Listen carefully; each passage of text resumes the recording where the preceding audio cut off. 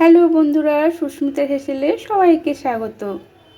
আজকে আমি বাটা মাছের ঝোল বানাবো। তার জন্য বাটা মাছ নিয়ে এসেছি, একদম জ্যান্ত বাটা মাছ, নুন হলুদ মাখিয়ে নিয়েছি। আর আমি এর সাথে দেবো এই শিম দেবো, আলু দেবো আর বেগুন দেবো। আর এর সাথে আবার আমি এই বড়ি দেবো, কয়েকটা বড়ি দিয়ে দেবো। আর আমি কিভাবে বানাচ্ছি আপনাদের সাথে শেয়ার করছি।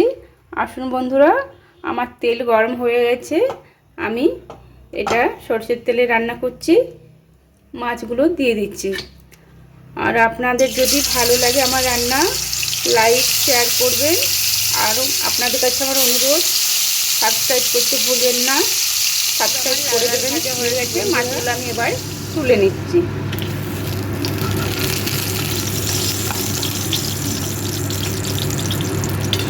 আমি খুব লেজা খেতে ভালোবাসি। একটা লেজা কালকে খেয়েছি, আর একটা লেজা এই আজকে এটার সাথে ঝোলের সাথে দিয়ে দেবো। দেখে আপনারা আমার মতো লেজা খেতে ভালোবাসেন জানাবেন কমেন্ট করে। বন্ধুরা, দারুণ লাগে কাতলা মাছের লেজা আর ঝোল খেতে। এবার একটু নেড়ে চেড়ে ভালো মতো পাঁচফোড়ন দিয়ে দিচ্ছি। পাঁচফোড়ন দিয়ে এটা রান্না করবেন, খুব সুন্দর একটা খুশবু ছাড়বে, একটু খুব সুস্বাদু হবে। ভাজবো, আলুগুলো ভাজা হয়ে গেছে। আমি 1 চামচ আদা দিয়ে দিলাম, আদা বাটা। আদাটা আমি একটু ভেজে নেব, কাঁচা গন্ধটা চলে যাওয়া পর্যন্ত। 1 চামচ জিরে গুঁড়ো, 1 চামচ ধনে গুঁড়ো আর হলুদ আন্দাজ মতো এটা দিয়ে গুলে রেখেছিলাম জল দিয়ে, এটা আমি দিয়ে দিলাম। এর মধ্যে ছোট্ট সাইজের একটা টমেটো দিয়ে দিলাম। টমেটো দেবেন, তাহলে খেতে ভালো লাগবে। টমেটোগুলো একটু নরম হয়ে যাক, তারপর আমি এটাতে আমি সবজিগুলো কাঁচা লঙ্কা গ্রেট করে দিচ্ছি।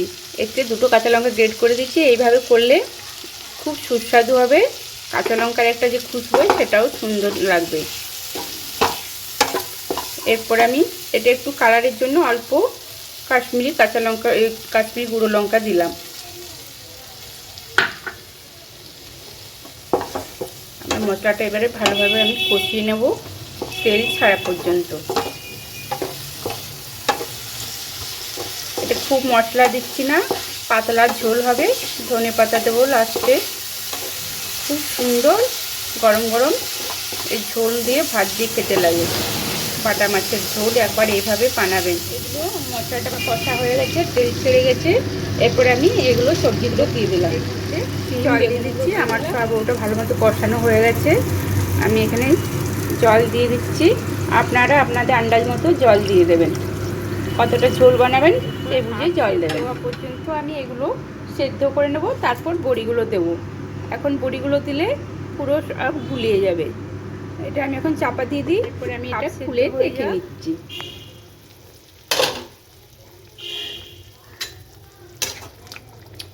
এটা হাফ সেদ্ধ হয়ে গেছে। এরপর আমি বড়িগুলো দিয়ে দিলাম। এগুলো একটু ফোটার পর তারপর 5 মিনিট পর আমি মাছটা দিয়ে দেবো। আর আমি এটাতে ভাজা মশলা দেবো। এটাতে আমি জিরে আর লঙ্কা ভেজে গুঁড়ো করে রেখেছিলাম, হাফ চামচ গুঁড়ো মশলাটা দিয়ে দিলাম, ভাজা মশলা। এরপর এটা স্বাদ মতো একটু চিনি দিয়ে দেবো। চিনি দিয়ে দিলাম, 10-15টা দানা।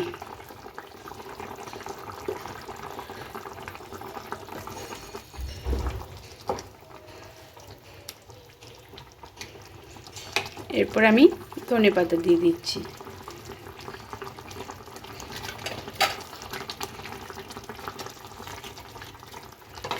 এগুলো আবার 7 মিনিটের মতো ফুটবে, তারপর আমি এটা নামাবো। এরপর আমি সার্ভ করে নেব।